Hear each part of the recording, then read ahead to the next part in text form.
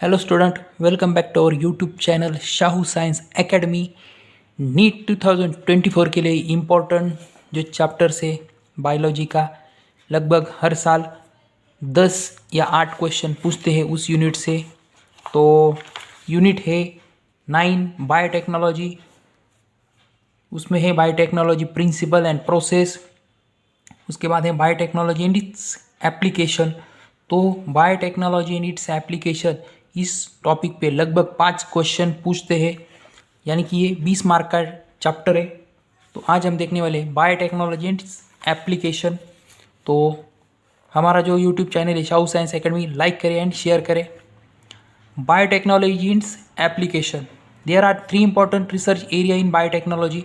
सबसे पहले तो बायोटेक्नोलॉजी जो है वो किस लगभग 3 फील्ड में या फिर 3 इंपॉर्टेंट रिसर्च फील्ड में काम करती है, जिसकी वजह से सबसे पहले तो है कि it provide best catalyst in improved organisation. Second है create optimal condition through the engineering. Third है प्यूरिफाई प्रोटीन्स, यानी कि जो बायोटेक्नोलॉजी का जो इम्पोर्टेंस है वो हमारे जो खाने पीने से लेके एग्रीकल्चर फील्ड से लेकर जो हमारा जो खाने की चीज़ें, जैसे कि प्रोटीन देखा, उसका जो प्रोटीन की कैपेसिटी, क्वालिटी, फूड इम्प्रूवमेंट करना है, इससे रिलेटेड बायोटेक्नोलॉजी है और उसके एप्लीकेशन। तो biotechnology and its application, first है एग्रोकेमिकल, यानी कि एग्रीकल्चर फील्ड में हमें देखना है एग्रीकल्चर फील्ड। सेकंड है ऑर्गेनिक एग्रीकल्चर, यानी कि कम से कम पेस्टिसाइड खर्च करके जो हमारी जो खेती की जो क्वालिटी है फूड की, तो उसको इम्प्रूव करना है। थर्ड है genetically engineering crop based agri, यानी कि जो मॉडिफाइड फील्ड है, यानी कि कम से कम लागत में, कम से कम पानी पे, कम से कम खाद पे किस प्रकार से हम फूड की या फिर क्रॉप को यील्ड कर सकते हैं कम से कम खर्च में, तो वो इम्प्रूव करना है। ग्रीन रिवोल्यूशन, जो ग्रीन रिवोल्यूशन है पॉपुलेशन इंक्रीज, ये जो ग्रीन रिवोल्यूशन है वो पॉपुलेशन इंक्रीज होने की वजह से हमें यहाँ पे करना पड़ा, कि जिसकी वजह से जो खाने की चीज़ें हैं, यानी कि खेती से रिलेटेड, उनका इम्प्रूवमेंट करना पड़ा। इंक्रीज यील्ड ऑफ क्रॉप, यानी कि जो खाने की जो क्रॉप है, धान्य है, उसकी इम्प्रूवमेंट करनी पड़ी, उसकी क्वांटिटी। इम्प्रूव क्रॉप वैरायटीज़, जो डिफरेंट टाइप ऑफ वैरायटीज़ है, यानी कि यदि एक टाइप का गेहूँ था जो हमारे पारंपरागत, जो हमारे दादा परदादा तक उसकी खेती करते थे, लेकिन उस गेहूँ की खेती वो करते समय उसमें जो वैरायटी, उसकी वैरायटी इम्प्रूवमेंट की, यानी कि उस वजह से उसका जो यील्ड था, उसकी क्वांटिटी थी, वो बढ़ गई। थर्ड है जेनेटिकली मॉडिफाइड ऑर्गेनिज्म, यानी कि जीएमओ, उस क्रॉप में वैरायटी ऑफ जो मॉडिफिकेशन है वो की गई, जिसकी वजह से उसका प्रोडक्शन बढ़ गया। Mode of crop tolerant to abiotic, इसमें made of crop tolerant to abiotic, यानी कि जो कोल्ड है, यानी कि ठंडी है, ड्रॉट है, यानी कि जब कम बारिश होती है उस समय में, सॉल्ट एंड हीट, इसके जो क्रॉप पे जो भी नुकसान या फ़ायदा होता है तो उसको इससे बचाना था। तो ये made crop tolerant to abiotic, यानी कि अनफेवरेबल कंडीशन में भी वो उसकी जो बढ़ने की या फिर डेवलपमेंट की प्रोसेस है वो कंटिन्यू होनी चाहिए। Reduce chemical pesticide pest resistant crop, यानी कि कम से कम हमें उस पर जो पेस्ट है या फिर केमिकल उस पर यूज करने हैं उस क्रॉप पे। थर्ड है increase minerals use by the plant soil fertility, यानी कि जो खेती की ज़मीन है उसकी जो सॉइल की फर्टिलिटी उसको इम्प्रूव करना है।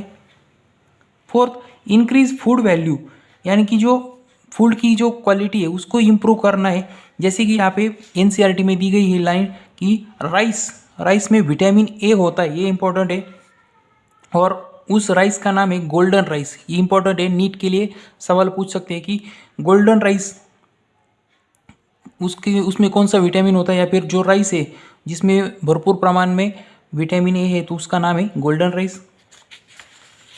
जीएम, यानी कि जेनेटिक मॉडिफिकेशन में क्या है कि जो इसका इंट्रोडक्शन सबसे पहले हम लेंगे कि डिजायर्ड जीन इन प्लांट, हमें जो जो जीन चाहिए जिसकी क्वालिटी हमें इम्प्रूव करनी है या फिर नया जो जीन है वो ओल्ड प्लांट में इनपुट करना है, उसे डिजायर्ड जीन बोले जाते हैं। जैसे कि बीटी टॉक्सिन यहाँ पे दी गई है कि बैसिलस थोरेंजेनेसिस ये नाम का एक जीन है, वो इम्पॉर्टेंट है।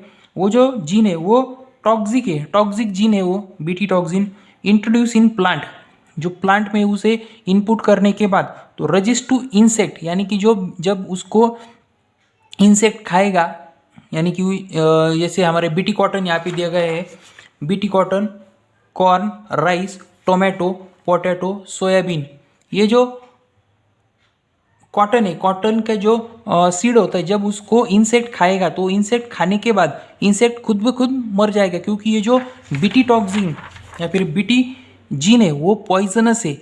उसकी वजह से क्या होता है कि जो बॉल वर्म यानी कि जो इंसेक्ट है वो मर जाता है। यहाँ पे BT cotton produce protein that kill the insect, BT cotton जो है वो बीटी प्रोड्यूस प्रोटीन, जो बीटी है वो प्रोड्यूस प्रोटीन करता है और जो उसे उसकी वजह से किल हो जाता है इंसेक्ट। लिपिडोप्टेरन्स ये एक इंसेक्ट है जिसकी वजह से कि जो tobacco, budworm, armyworm kill हो जाता है, ये जो प्रोटीन है। उसके बाद है कोलिप्टन्स बीटल्स में पाया जाता है। डिप्टेरन्स ये एक अलग से एक प्रोटीन है जो फ्लाइज एंड मॉस्किटोज में पाया जाता है। उसके बाद हम यहाँ पे देखेंगे कि जो बीटी टॉक्सिन है या फिर बीटी कॉटन है या फिर बीटी जीन है वो टॉक्सिक है, इनएक्टिव प्रोटीन होता है। ये जो शब्द शुरू में ये जो बीटी जीन है वो शुरू में इनएक्टिव होता है, लेकिन but when the insect eat that leaf और फ्रूट, जब इंसेक्ट उस कॉटन के बॉल को या फिर कॉटन के फ्रूट को जब इंसेक्ट खाता है तो उसको खाने के बाद जो उस इंसेक्ट के जो पेट में पीएच होता है, यहाँ पे दिया गया है कि intestinal pH of insect it activate that BT gene, यानी कि जो इंसेक्ट के पेट के अंदर जो पीएच है, पीएच वो एसिडिक फॉर्म में होने की वजह से वो जीन जो है वो एक्टिव हो जाता है। Then it kill the insect, उसके बाद क्या होता है कि वो जो इंसेक्ट है वो किल हो जाता है। यानी कि जब ये शुरू में बीटी जीन जो है वो इनएक्टिव फॉर्म में होता है, जब इंसेक्ट उस बॉल को या फिर उस फ्रूट को खाता है तब वो मर जाता है। Gene of BT is toxic, और जो टॉक्सिक जीन है उसका नाम है यहाँ पे इंपॉर्टेंट है क्राई जीन, नीट के लिए इंपॉर्टेंट है कि क्राई जीन, ये जो बीटी टॉक्सिक जीन है उसका यहाँ पे 4 एग्जाम्पल दिए गए। Cry first AC, cry second AB, ये जो है ये 2 जीन तो ये कॉटन बॉल वर्म में पाए जाते हैं। कॉटन बॉल वर्म में कौन से जीन पाए जाते हैं तो cry first, cry second, AC and AB, इस तरह से आप याद रख सकते हैं। और जो सेकंड जीन है वो क्राई 1AB, क्राई 1AB ये कॉर्न बोरर में पाया जाता है, इंपॉर्टेंट है नीट के लिए। Pest resistant plant, nematodes are the parasite living in a plants and the animal body। ये जो nematodes है वो प्लांट एंड एनिमल में पाए जाते हैं। ये जो पैरासाइट यानी कि दूसरे की बॉडी में जाके अंदर रहना। तो Meloidogyne is an Conchicia infect the root of tobacco plant, there is an reduced crop yield of tobacco, यानी कि जो Meloidogyne incognita it infect the root of आपके जो टोबैको प्लांट है, टोबैको प्लांट को ये इन्फेक्ट करता है मिल्डिंगिन। और जो therefore it prevent infection process, therefore to prevent infection process RNA interferon RNAi यहाँ पे उसका नाम दिया गया है। तो जो आपको पूछ सकते हैं कि जो टोबैको के रूट को इन्फेक्ट करने से कौन बचाता है तो RNA इंटरफेरॉन। तो इस तरह से ये जो जीन है ये इम्पोर्टेंट है। उसके बाद हम यहाँ देखेंगे कि जो It take place in eukaryotic organism. The cellular defense, it improve mRNA slicing. Use agrobacterium vector, जो वेक्टर होते हैं वो वेक्टर यहाँ से वहाँ जीन को लेके जाते हैं. Nematode specify mRNA, dsRNA complementary. ये जो दोन RNA दिए गए उनके नाम आपको याद रखने, mRNA and dsRNA. Biotechnology application in medicine. ये जो बायोटेक्नोलॉजी है उसका जो यूज़ है वो मेडिसिन फील्ड में किया गया है. RDNA टेक्नोलॉजी यूज RDNA यानी कि रिकॉम्बिनेंट DNA. इम्यूनिटी इंक्रीज, जो हमारी इम्यूनिटी पावर है उसको इंक्रीज करने के लिए यूज़ किया गया है. मोर इफेक्टिव ड्रग, उससे बनाए हुए ड्रग कैसे मोर इफेक्टिव है.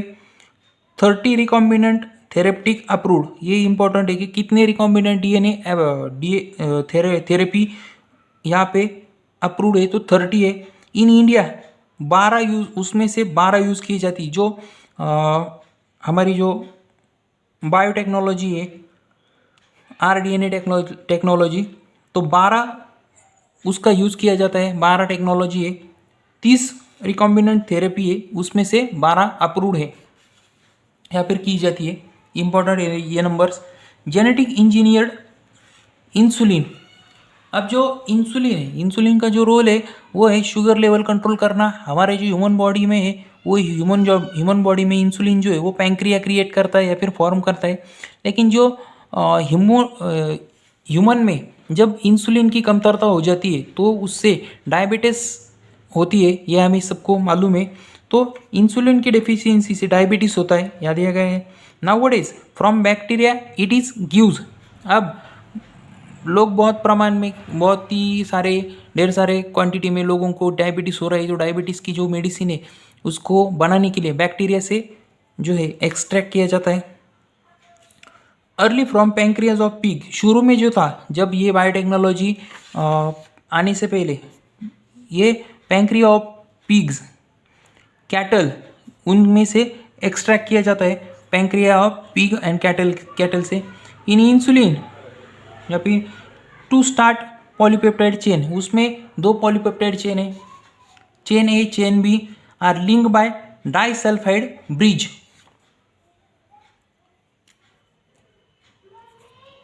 जो इंसुलिन है, इंसुलिन ए एंड बी या फिर इंसुलिन में 2 स्टैंड है, और जो 2 स्टैंड है ए एंड बी उसको डाइसल्फाइड बॉन्ड से कनेक्ट किया गया है. Insulin in human synthesise as a pro hormone. जो ह्यूमन में है, ह्यूमन में इंसुलिन जो है वो प्रो हार्मोन के फॉर्म में सिंथेसाइज किया जाता है. Before mature insulin it is in stretch C peptide. 1983 E Lilly, ये जो अमेरिकन कंपनी थी, उसने 2 DNA sequences A and B produce insulin and then introduce in E coli it produce human insulin. यानी कि 1983 में अमेरिकन कंपनी थी, उसने क्या किया था कि जो इंसुलिन है, इंसुलिन को क्या किया कि जो बैक्टीरिया है ई कोलाई उसमें इंट्रोड्यूस किया था. और जो ई कोलाई है, ये जो बैक्टीरिया है, उसका एक इम्पोर्टेंट रोल या फिर उसका एक काम होता है कि जो भी आप जीन उसमें इंसर्ट करेंगे उसका मल्टीप्लिकेशन करता है. तो जो ई कोलाई है, ई कोलाई में जो इंसुलिन जीन था इंट्रोड्यूस करने की वजह से ई कोलाई जो करती है वो इंसुलिन का प्रोडक्शन जो है वो बढ़ाती है. और ई कोलाई उस इंसुलिन को बनाने के बाद ये जो बैक्टीरिया है उससे एक अमेरिकन कंपनी थी वो एक्सट्रैक्ट करती थी इंसुलिन, और उस इंसुलिन को हमारे जो इंसान है, ह्यूमन को ट्रीटमेंट, जो डायबिटीज़ के पेशेंट थे उनको ट्रीटमेंट करने में मेडिसिन के फॉर्म में यूज़ करते थे. Gene therapy. जो अब ये जीन थेरेपी क्या है कि जो हमारे बॉडी में डिफेक्टिव जीन है, यानी कि कोई भी कमज़ोर जीन है या फिर ख़राब जीन है, उसको जो है नॉर्मल जीन बनाना है, तो उसे जीन थेरेपी किया जाता है. फर्स्ट क्लाइंट जीन थेरेपी ये जो थी, तो 4 ईयर ओल्ड गर्ल थी 1990. ये जो इम्पोर्टेंट है कि 4 साल की जो छोटी बच्ची थी उसका 1990 में जीन थेरेपी किया जाता था, किया गया था. एडीए एंजाइम एडिनोसिन डीएमिनेज, ये इम्पोर्टेंट था। और जो 4 साल की जो बच्ची थी उसमें एडीए डिफिशियंसी थी, यानी कि उसकी एडीए डिफिशियंसी थी, उस वजह से उसकी इम्यूनिटी पावर जो थी तो वो वीक थी। और ये जो एडीए जीन है वो क्रूशियल फॉर इम्यूनिटी, यानी कि जो हमारी ह्यूमन की इम्यूनिटी पावर है उसके लिए इम्पोर्टेंट है ये एडीए जीन। उस लड़की में वो जीन ही खराब था, तो उस लड़की को ट्रीटमेंट दी गई थी, वो जो एडीए जीन था उसको अच्छे जीन से रिप्लेस किया गया था। तो यहाँ पे 3 mode of to cure, 3 method for cure. तो सबसे पहले बोन मैरो, उसके बाद है एंजाइम रिप्लेसमेंट, थर्ड है लिम्फेटोसाइट कल्चर या फिर लिम्फोसाइट कल्चर। तो ये जो जीन थेरेपी है उसमें फर्स्ट है बोन मैरो। बोन मैरो जब भी डिफेक्ट होता है तो उसे replace by normal bone marrow. ये जो बोन मैरो है, बोन मैरो हमारे जो थाइज है, थाइज में प्रेजेंट होता है, उसका रोल है कि जो हमारा ब्लड सर्कुलेशन या फिर ब्लड प्यूरिफिकेशन का काम, ब्लड बनाने का काम ये बोन मैरो करता है। तो बोन मैरो इंपॉर्टेंट है। एंजाइम रिप्लेसमेंट थेरेपी, ये जो एंजाइम रिप्लेसमेंट थेरेपी है ये एडीए डिफिशियंसी, हमने पहले देखा था कि जो एडिनोसिन डियामाइन उसका यहाँ पे रिप्लेसमेंट किया गया है कि जो एडीए डिफिशियंसी है उसमें इंजेक्शन लगवा कर उस पेशेंट को ठीक किया गया है। तो थर्ड है लिम्फोसाइट कल्चर। तो लिम्फोसाइट में जो है तो लिम्फोसाइट रिमूव, जो खराब वाला लिम्फोसाइट से हमारे ब्लड में उसे रिमूव किया गया। Gene for the gene introduce using retrovirus lymphocytes return in patient. तो ये जो लिम्फोसाइट है, जो खराब वाला लिम्फोसाइट था उसे रिप्लेसमेंट किया गया अच्छे वाले से, तो रिट्रोवायरस यहाँ पे यूज़ किया गया था। उसके बाद इम्पॉर्टेंट है कि जो एलाइजा नाम की यानी कि एंटीजन एंटीबॉडी इंटरैक्शन टेस्ट है, ये इम्पॉर्टेंट टेस्ट है। तो ये जो ट्रांसजेनिक एनिमल है, जब ये बायोटेक्नोलॉजी का एप्लीकेशन जो है वो एनिमल में भी किया गया, तो DNA manipulate at the extra foreign gene called transgenic animal, यानी कि जो यदि कोई कैटल है उसका दूध का प्रोडक्शन इंक्रीज करना है तो उसमें जो डिजायर्ड जीन है जो कि दूध प्रोडक्शन करने के लिए इम्पोर्टेंट है, उस डिजायर्ड जीन को इंट्रोड्यूस करते हैं नॉर्मल कैटल में कि जिसकी वजह से मिल्क का प्रोडक्शन इंक्रीज हो जाता है, उसे ट्रांसजेनिक एनिमल कहा गया है। तो रैबिट्स, माइस, पिग, काऊ, शीप, फिश में इसमें इंट्रोड्यूस किया गया है ट्रांसजेनिक एनिमल। तो 90% इन माइस में किया गया है, क्योंकि जो माइस है माइस का प्रोडक्शन और रिप्रोडक्शन वो जल्दी हो जाता है। Normal physiological and development, study complex factor, study biological effect insulin, ये जो फिजियोलॉजिकल या फिर डेवलपमेंट में इसका इस्तेमाल किया गया है। तो study disease, how gene contribute development, cancer, cystic fibrosis, rheumatoid, arthritis and Alzheimer disease. ये जो ट्रांसजेनिक एनिमल है उसमें ये जो जीन थेरेपी है वो क्या करती है कि cancer, cystic fibrosis, rheumatoid, arthritis उसमें इम्प्रूवमेंट करने के लिए यूज किए गए हैं। तो इस तरह से हमने 3 मेथड्स फॉर क्योर देखी। जो उसके बाद है इम्पोर्टेंट बायोलॉजिकल प्रोडक्ट। तो बायोलॉजिकल प्रोडक्ट जो एनसीईआरटी में दी गई है कि transgenic animal produce useful product. ये जो ट्रांसजेनिक हमने ऑलरेडी देखा है कि किसी भी कैटल में, काऊ में दूध का प्रोडक्शन इंक्रीज करना है तो डिजायर्ड जीन, उस जीन को इंट्रोड्यूस करते हैं जिस वजह से उस कैटल में, काऊ में दूध की क्वांटिटी बढ़ जाती है। ह्यूमन प्रोटीन, तो सबसे पहला ह्यूमन प्रोटीन अल्फा-1 एंटीट्रिप्सिन, ये इंपॉर्टेंट है, यूज इन एम्फाइसेमा डिसीज। तो नीट में क्वेश्चन पूछ सकते हैं कि कौन सा डिसीज में ये जो ह्यूमन प्रोटीन है वो यूज़ किया जाता है, तो एम्फाइसेमा डिसीज में। और उसका नाम है अल्फा-1 एंटीट्रिप्सिन।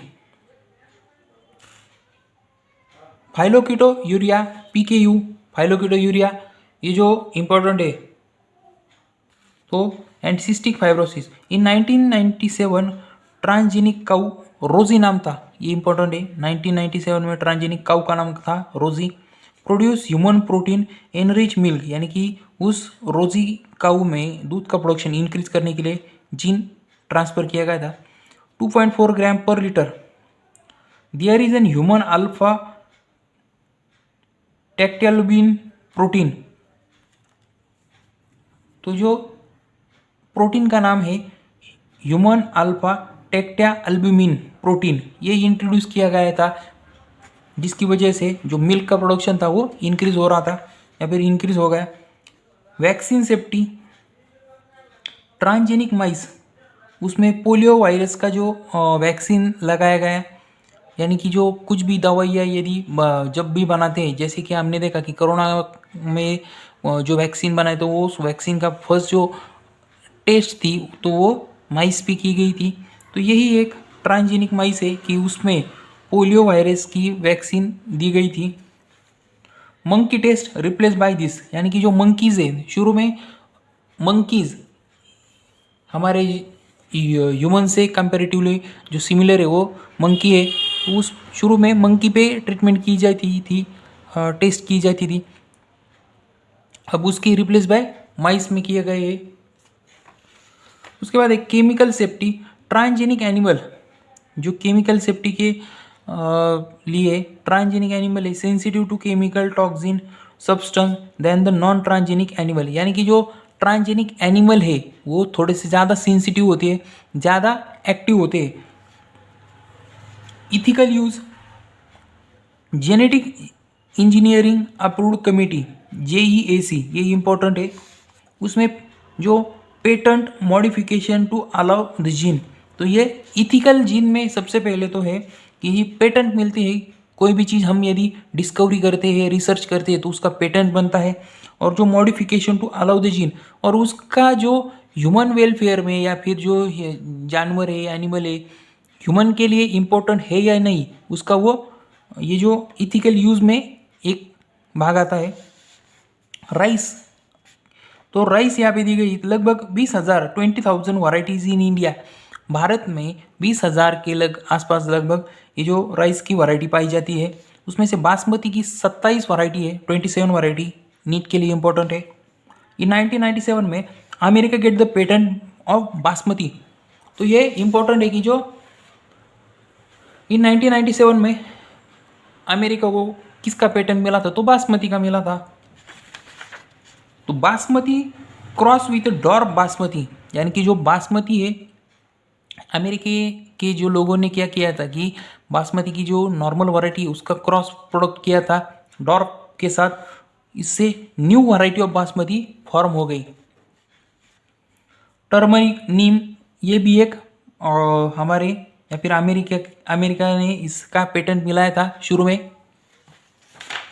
अब जो बायोपायरेसी, यानी कि जब भी कोई इंसान रिसर्च करता है या फिर उसका इन्वेंशन करता है तो उस फार्मूला का, उस जो नई बनाई वैरायटी का जो इलीगल तरीके से इस्तेमाल किया जाता है या फिर उसे थिप किया जाता है, चोरी करते हैं लोग, तो उसे बायोपायरेसी बोला गया है। कि जो विदाउट परमिशन जो भी साइंटिस्ट है या फिर कंट्री है जो नए तौर पे नया जो जीन बनाती है या फिर नया जो एनिमल हो या फिर कुछ भी डिस्कवरी बनाती है, without their permission company use for sale, यानी कि जो मार्केटिंग या फिर पैसा कमाने के लिए जो फॉर्मूले चुराए जाते हैं और उसका प्रोडक्शन किया जाता है और उससे पैसे बनाए जाते हैं, तो ये बायोपायरेसी में आता है। तो इंडियन पार्लियामेंट में सेकंड अमेंडमेंट बिल, यानी कि जो गवर्नमेंट ऑफ इंडिया है उसने सेकंड अमेंडमेंट बिल में patent terms, emergency provision and the research development initiative, यानी कि जैसा हमने बोला था कि कोरोना काल में यदि कोई कंपनी ने क्या किया था कि डिस्कवरी की या फिर वैक्सीन बनाया, तो उसको सिर्फ पैसे कमाने के लिए देखते हुए उस कंपनी ने रीजनेबल रेट में भी जो सभी लोग हैं, चाहे वो अमीर हो गरीब हो, उनको वो दवाई मिलनी चाहिए, ये इस बिल में बनाया था कि पेटेंट फॉर इमरजेंसी प्रोविजन, यानी कि आपातकाल समय में भी इसका इस्तेमाल किया जा सकता है। एंड रिसर्च, जो भी कुछ हमने रिसर्च किया है, साइंटिस्ट ने रिसर्च किया है, उसका इस्तेमाल होना चाहिए। डेवलपमेंट एंड इनिशिएटिव, यानी कि जो डेवलपमेंट है या डेवलपमेंट जो है वो किसी भी कंट्री की तब आती है जब उस कंट्री के जब लोगों को उसको बेनिफिट हो जाए। तो ये जो इम्पोर्टेंट चीज़ें है इस तरह से कि विदाउट देयर परमिशन कोई साइंटिस्ट बनाता है और उसका फार्मूला चुरा के कोई अदर जो देश है उसका प्रोडक्शन करके उसका जो मार्केट में दवाई खोज के दवाई को सेल करे, तो ये जो बायोपायरेसी में आता है। तो इस तरह से जो बायोपायरेसी है ये इम्पोर्टेंट है। तो गवर्नमेंट ऑफ इंडिया पार्लियामेंट ने क्या किया था, सेकंड अमेंडमेंट बिल, ये इम्पोर्टेंट है। तो इस तरह से हमने आज देखा कि जो बायोटेक्नोलॉजी यानी कि जो नया कुछ एनिमल बनाया है या फिर नया कुछ मेडिसिन की डिस्कवरी हो गई है या फिर जो भी कुछ नए तौर पे जो ह्यूमन के लिए इम्पोर्टेंट है उसका यूज़ किस तरह से करना चाहिए, उस बायोटेक्नोलॉजी के एप्लीकेशन मेडिसिन में देखे, इंसुलिन बनाने के लिए। उसके बाद हमने देखा कि जो जेनेटिकल मॉडिफिकेशन था वो बीटी टॉक्सिन में था, बीटी कॉटन में यूज़ किया गया, टोमेटो में यूज़ किया, सोयाबीन में, पोटैटो। इसका जो मेन जो रीज़न था बायोटेक्नोलॉजी का, मेन जो रीज़न है वो है कि जो खेती से रिलेटेड जो कुछ भी यानी कि एग्री से रिलेटेड क्रॉप प्रोडक्शन है उसकी क्वालिटी एंड क्वांटिटी दोनों को इम्प्रूव करना है। क्योंकि जब क्वालिटी बढ़ेगी तभी लोग उससे क्या करेंगे कि उस क्वालिटी को खरीदेंगे और जो किसान भाई है उनका जो इकोनॉमिकल जो कुछ भी है वो इम्प्रूव हो जाएगा, यानी कि किसान भाइयों को अच्छे से पैसे मिलेंगे उसकी खेती बाड़ी से। और जो उसका प्रोडक्शन है यानी कि जो जो गरीब लोग हैं उनको भी पेट भर खाने के लिए मिलेगा। तो ये बायोटेक्नोलॉजी का एप्लीकेशन था कि एग्री फील्ड में। उसके बाद हमने देखा कि ऑर्गेनिक एग्रीकल्चर, कम से कम पेस्टिसाइड उसमें यूज़ करनी है, क्योंकि आप जानते हैं कि ज़्यादा केमिकल फर्टिलाइज़र यूज़ करने की वजह से आज जो खेती से जो हम कुछ भी खाते हैं, फल सब्जी खाते हैं, उसमें बहुत सारे पेस्टिसाइड्स होते हैं, केमिकल्स फर्टिलाइज़र यूज़ की जाती है। तो उससे जो है वो कैंसर की या फिर कोई नई बीमारियाँ जो है वो डेवलप हो रही है। और जो सेकंड उसका जो एक्सेस यूज़ ऑफ केमिकल है उसकी वजह से जो हमारी खेती की जो सॉइल है वो भी खराब हो रही है, ज़मीन खराब हो रही है।